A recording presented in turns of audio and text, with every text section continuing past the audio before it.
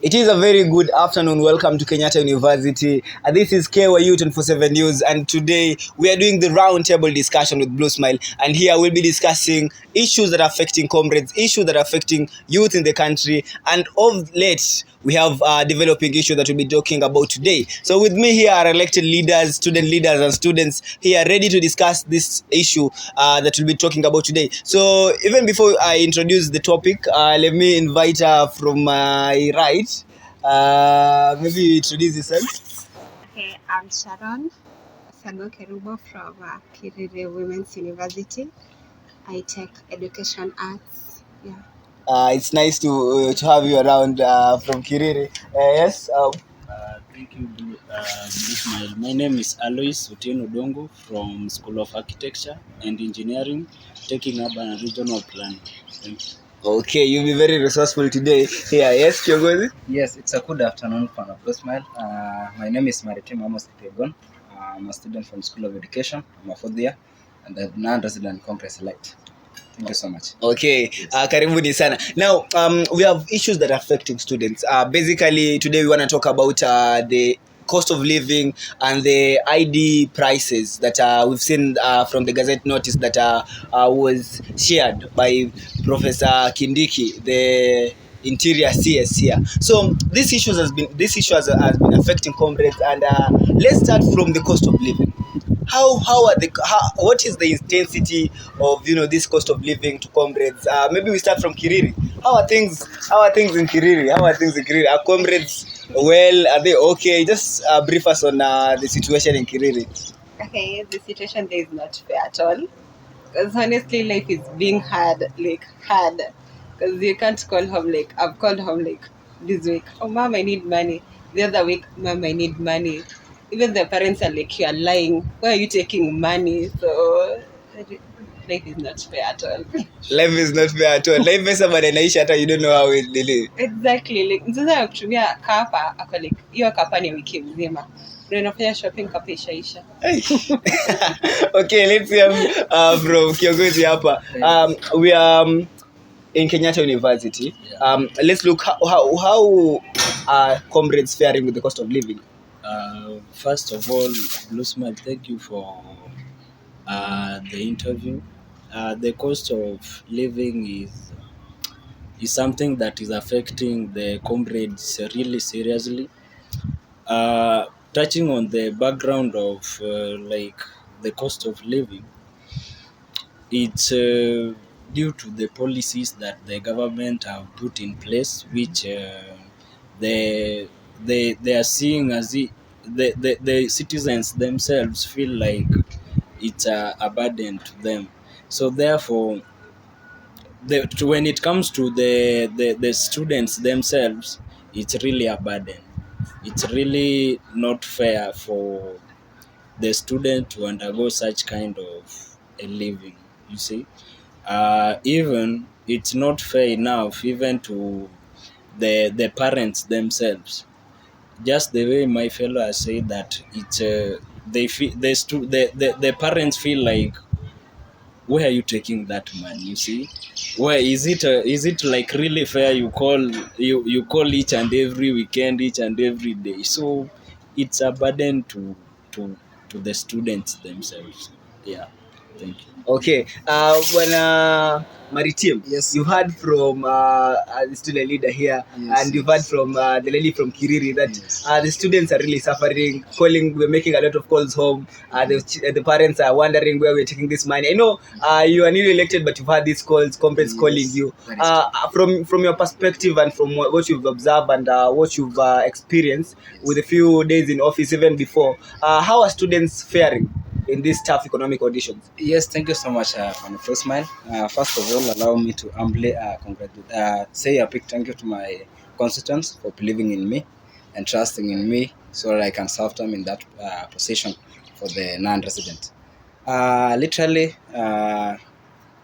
I've been in office for the last almost a month, and you realize that the cost of living right now is not that fair. I concur with my colleagues for what they have said, that comrades are really suffering.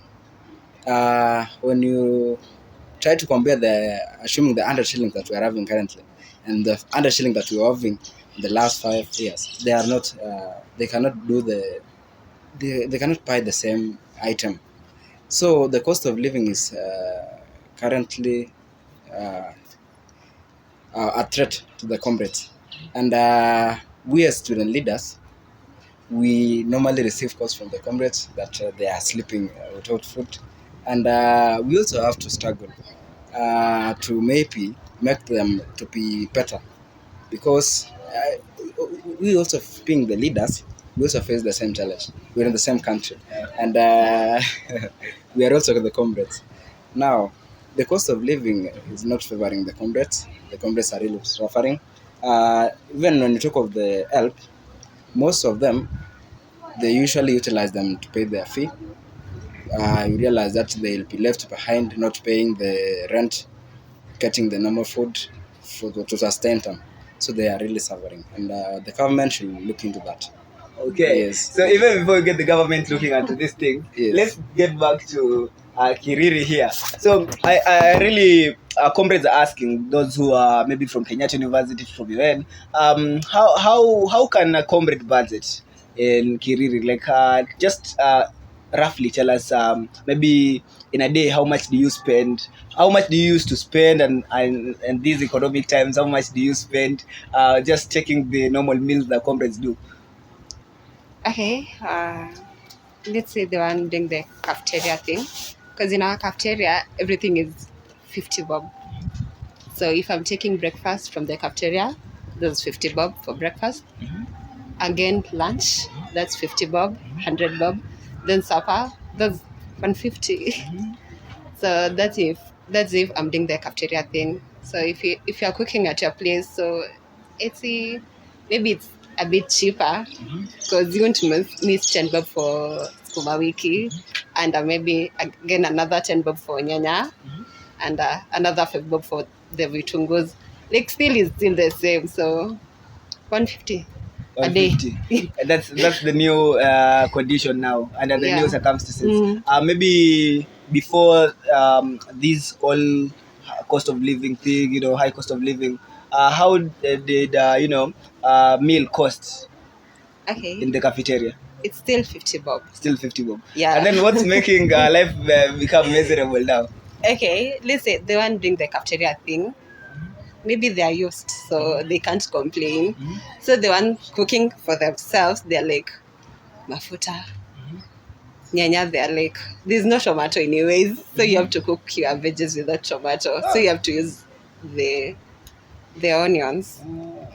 And you can't even shift to another meal, because you are buying 1 cup for beans. It used to be around 30, now it's 50. And rice, jeez. rice. And then it's not still working on the comrade power thing. And then sugar.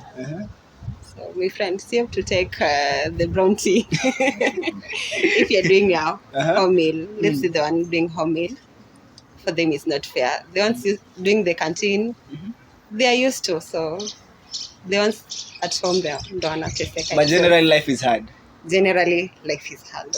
Okay, so I don't know if Kiriri have kuinama thing, but I think in JKUAT in Kenyatta University, comrades wanainama sana. Yes. Now, and it's funny how we used to say that comrades walikuwa wanainama kitambo. Even before, during the eras of Teddy, we had story of kuinama. Now it's a new era. The story of kuinama zimeongezeka sana. Maybe you tell us about this kuinama thing. Will it end soon with these conditions? I think Winam is still there. Let me bring to your attention. You see, when you are actually in this kind of shades, Kiongozi will tell you, how many times have you seen comrades having performers of their fees, so that you can feel for them, maybe the 20 shillings, the 50 shillings, the 70 shillings. So there is the cost of living is something that tuseme Kenyans have to live with it. The rising cost of living, Kenyans have to adapt to it. it's never ending. And when narrowing it down to Comrades, it was something that he was actually there. There's a certain scam that if you are living in the hostels, life is really cheap. There's nothing like that. There's nothing like that. So life is not cheap. Life entirely from those who are living outside campus, Kiongozi will tell you, and people living inside campus. People are using mess. Chakula imepanda saizi. It's actually we used to take when we were in second year, we used to take veges and soup and some chapatis 20 shillings. Right now it has panda. I don't know my last time going there. So generally we have to adapt to it, but how can we adapt to it yet several people are really suffering? There is need for measures to be put in place by our able leaders to ensure that at least Kenyans feel like they are real citizens of this nation. There is need to be a well put place strategy to ensure that the cost of living is cost of living is well tackled. Yes, we have been having this that tuongoje Ruto chukue tano so that he can be the first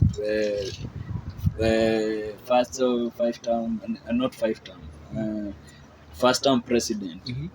I think there's need tushakubali yani president, but we need to have that strategy to ensure that cost of living is well catered for in our policies. Okay. Yes. Okay, so even we get back to the government, the national government, Bwana Maritim, we've heard from the maisha hostel lingumu sana sikawa vinafikiria. So we have had pia kwa hostel, the outside hostel in Kiriri. I'm really interested now in Kenyatta University. We're talking about the non-resident now. So how